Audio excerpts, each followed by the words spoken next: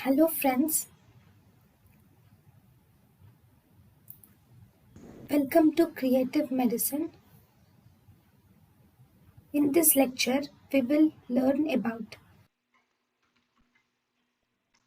Diclofenac. Diclofenac is a topical NSAID. Diclofenac is a topical NSAID, and this diclofenac can be given either topically or as orally. The drug of choice of the diclofenac is a drug of choice for preemptive analgesia, or it is a drug of choice for post-operative nausea. It is a drug of choice for post-operative and post-traumatic pain. It is the drug of choice. And diclofenac is the most hepatotoxic NSAID. But among all this, the ketamine is ketorolac.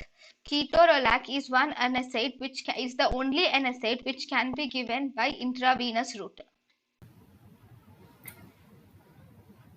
thank you and thank you for watching.